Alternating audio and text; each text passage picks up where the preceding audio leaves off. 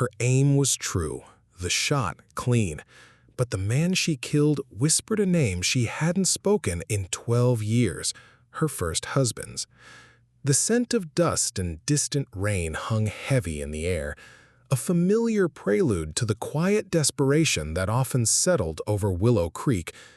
Elara Vance stood at the mercantile window, her gaze lost somewhere beyond the fading light of late afternoon.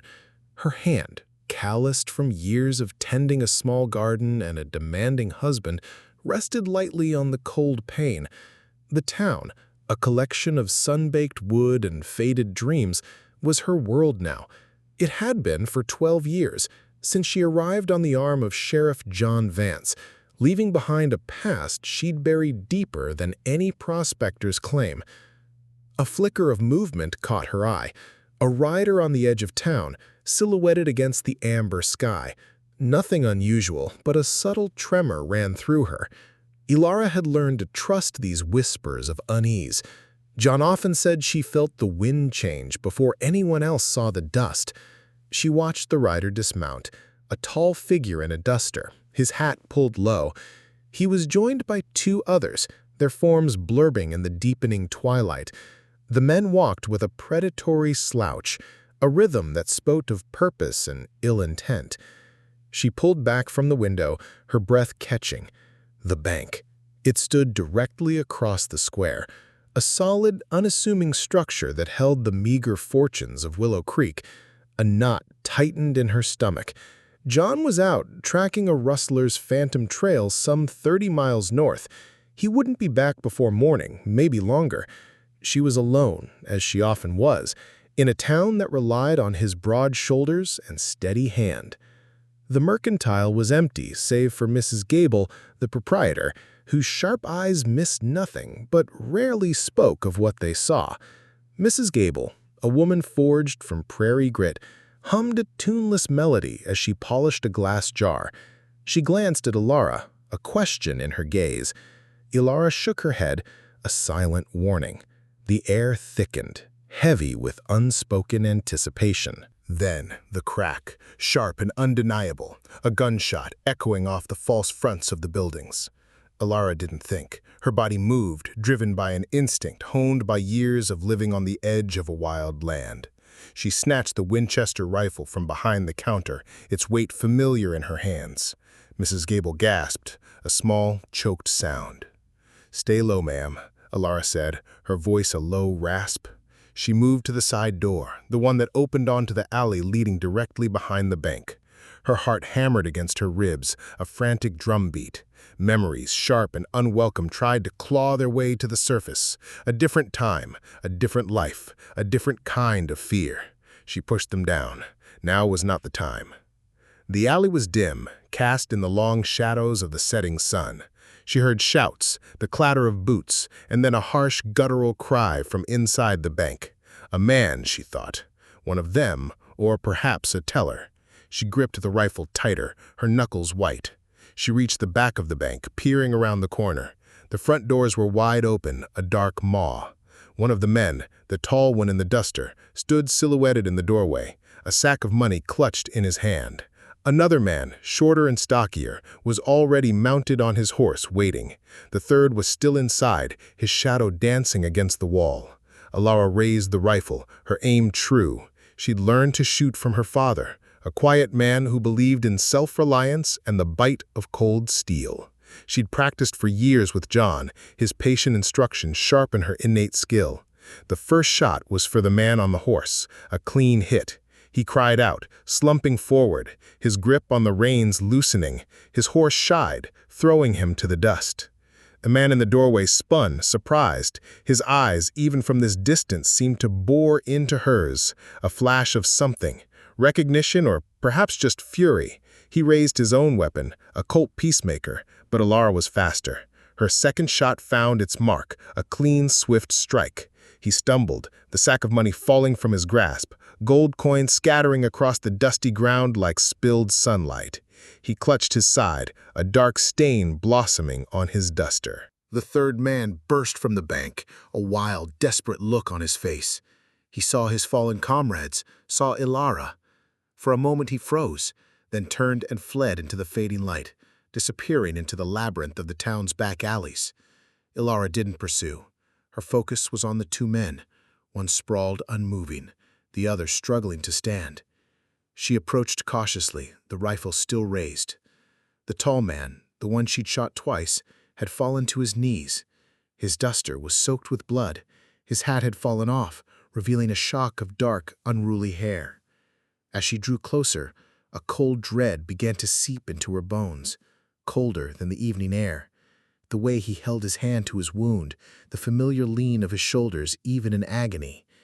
He looked up, his eyes meeting hers. In that moment, time unspooled.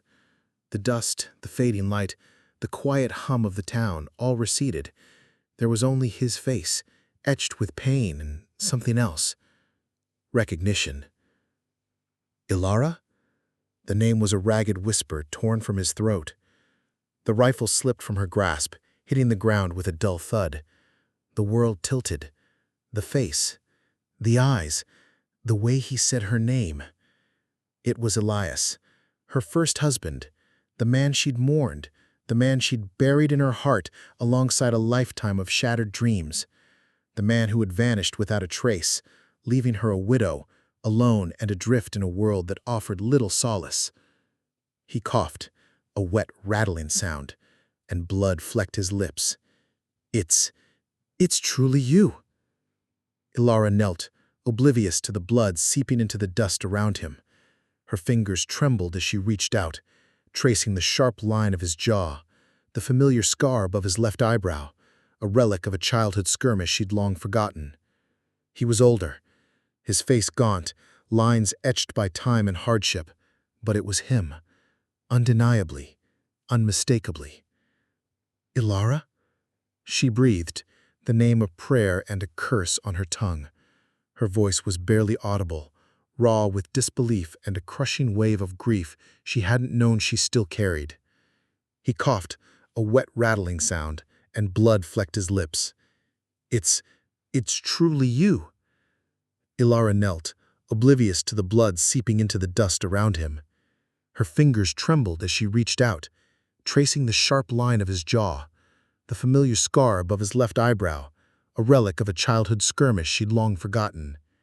He was older, his face gaunt, lines etched by time and hardship, but it was him, undeniably, unmistakably. "Elias," she breathed, the name a prayer and a curse on her tongue. Her voice was barely audible, raw with disbelief and a crushing wave of grief she hadn't known she still carried. He attempted a weak smile, but it contorted into a grimace of pain. "Never thought I'd see you again, Elara. Not like this." The words hung in the air, heavy with accusation and unspoken history. She had shot him.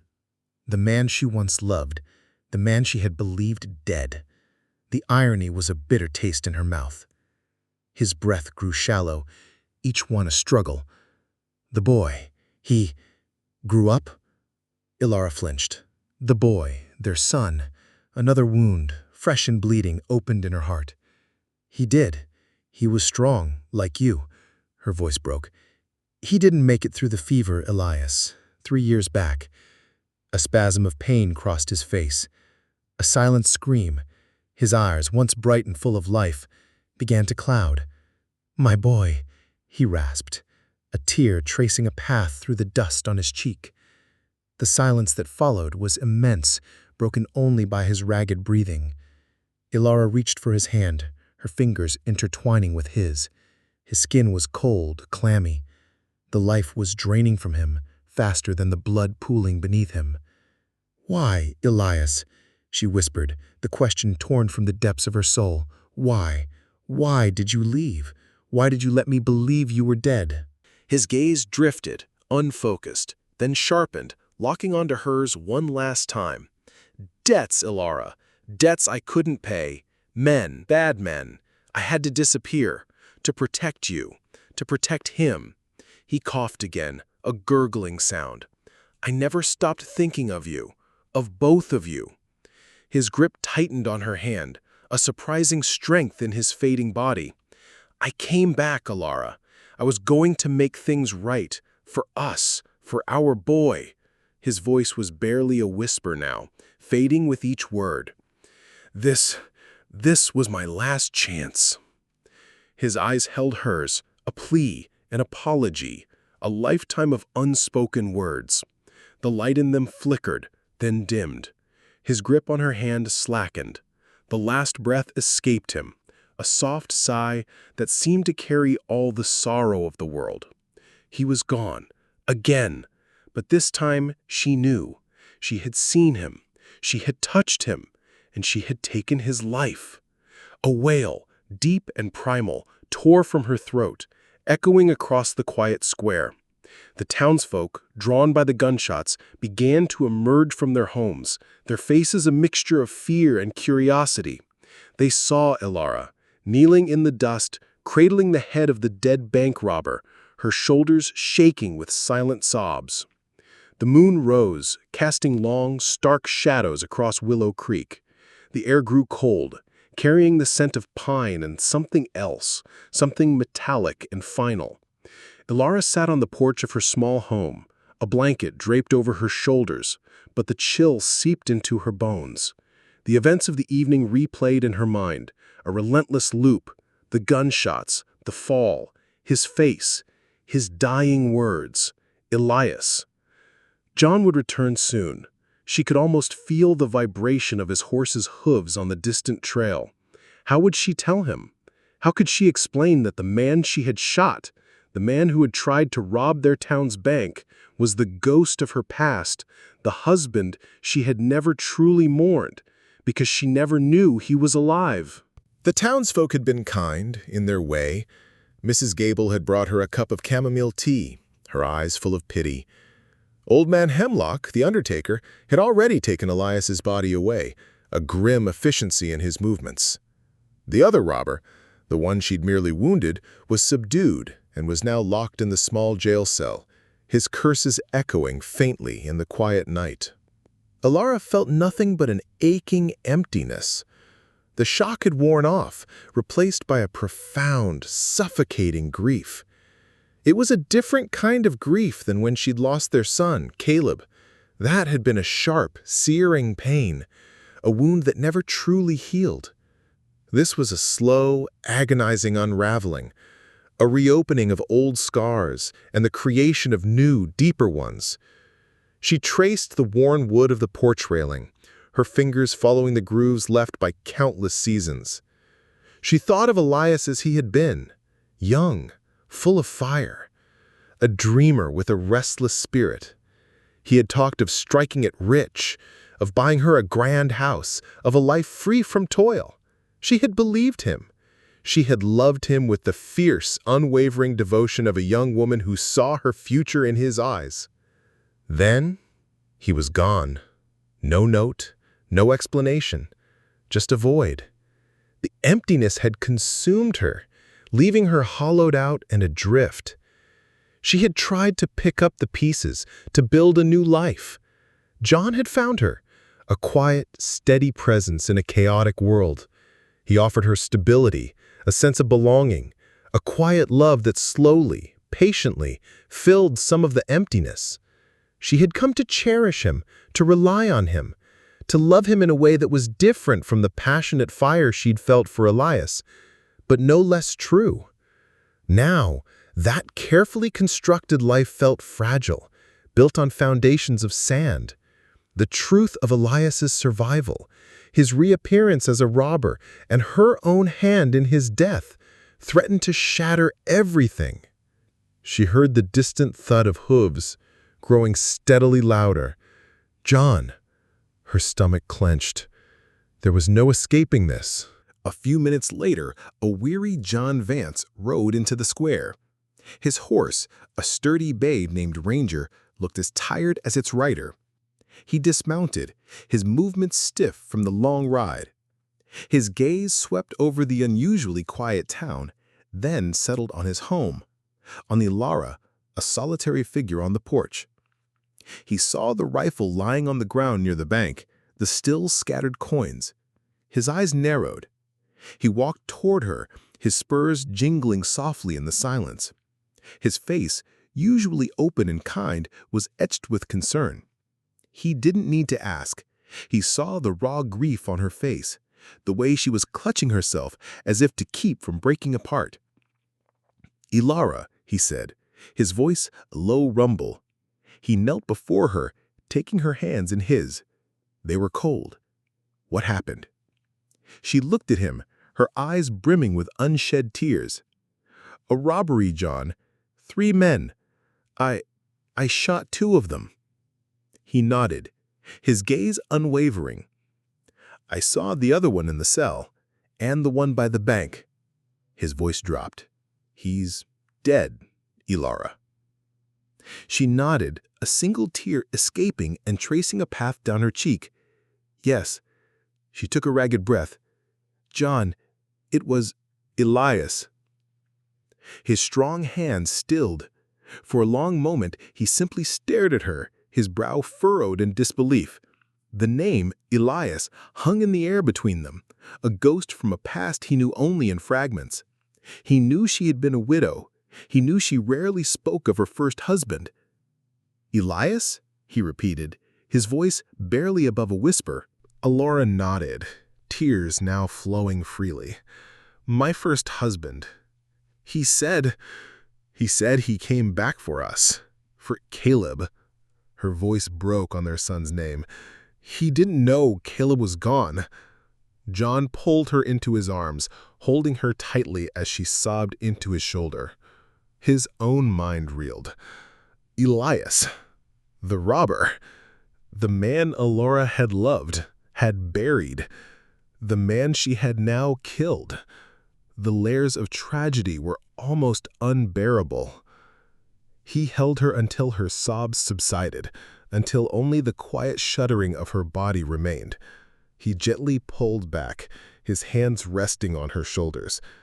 His eyes were full of a deep, complicated sorrow, but also an unwavering tenderness. "He said he had debts," she whispered, her voice hoarse. "Bad men. He left to protect us." John sighed, a heavy sound. "There are always debts in this life, Elara. Some you can never truly pay." He paused, his gaze sweeping over the moonlit town, then back to her. "This changes nothing, Elara. You protected our home. You protected the town. You did what you had to do." His words were a balm, but the wound remained. How could she reconcile the man she had loved with the desperate stranger she had shot? How could she live with the knowledge that he had been alive all these years, only to return in such a brutal, tragic way? "He asked about Caleb, John," she said, her voice barely a whisper. "He didn't know." John's eyes softened. He knew the depth of Elara's grief for their son, a grief he shared. He pulled her close again, resting his chin on her head. "He knows now, Elara. They're together." The quiet comfort of his words, the steady beat of his heart against her ear, offered a fragile sense of peace. The moon continued its silent journey across the sky, casting a pale silver light on the desolate square. Days bled into weeks, and the initial shock in Willow Creek slowly gave way to a somber understanding. The story, whispered and embellished, spread like wildfire through the small town and beyond. The sheriff's wife, Elara Vance, had single-handedly stopped a bank robbery, shooting 2 men, one of whom was her long-lost first husband. The truth, raw and brutal, was stranger than any fiction. Elara moved through her days in a haze, performing her duties with the quiet efficiency that had always marked her. She tended her garden, the earth cool and comforting beneath her fingers. She cooked for John, her movements precise and automatic. But a silence had settled over her, a profound stillness that even John couldn't penetrate. The light in her eyes, once dim but present, seemed to have receded further. John watched her, his heart heavy. He tried to offer comfort, a gentle touch, a quiet word, but she seemed to exist behind a veil he couldn't lift. He understood. The weight of what had happened, the collision of past and present, was immense. He knew, too, the unspoken question that lingered in the quiet moments between them. What if Elias hadn't been a robber? What if he had returned seeking only forgiveness, only a chance to mend what was broken? One afternoon, a letter arrived carried by a writer from the nearest large town. It was for John, bearing the official seal of the territorial marshal. He opened it slowly, his gaze skimming the words. It was an offer, an appointment as a U.S. Marshal assigned to a new territory opening up further west. A vast, untamed land, full of promise and danger. It was a chance for a new start, away from the whispers and the ghosts of Willow Creek. He found Elara in the small parlor, mending one of his shirts. The needle moved rhythmically, a tiny flash of silver in the muted light. He sat opposite her, the letter folded in his hand. "Elara," he began, his voice soft. She looked up, her eyes empty but attentive. "I received an offer." He handed her the letter. She read it, her expression unreadable. When she finished, she folded it carefully, placing it on her lap. "A marshal," she said, her voice flat. "Yes," John confirmed. "It's a new territory, untamed, a chance to build something fresh." He searched her face. "Away from here, away from everything." A long silence stretched between them, punctuated only by the distant caw of a crow. Elara picked up the shirt again, her fingers tracing a worn seam. "Away from the memories, you mean?" she asked, her voice a whisper. John nodded. "Maybe. Or just a place where the memories don't feel so heavy. A place where we can breathe again." She looked out the window, her gaze fixed on the dusty street. She saw the bank, innocent in the afternoon sun, yet forever stained by the violence that had erupted there. She saw the spot where Elias had fallen. She heard his dying words, felt his last breath against her hand. "Do you want to go, John?" she asked, not looking at him. "I want what's best for us, Elara. I want to see you find peace again." She put down the shirt. Her fingers went to the small, tarnished locket she always wore, a gift from her mother. Inside, faded with time, was a tiny photograph of Caleb, a chubby-cheeked baby smiling up at the world. She ran her thumb over the image, a silent communion with the child she had lost, the child his father had never known. "He came back for us, John," she said, her voice almost inaudible. "He truly did." John waited, patiently. He knew this was her decision, her journey through the labyrinth of grief and guilt.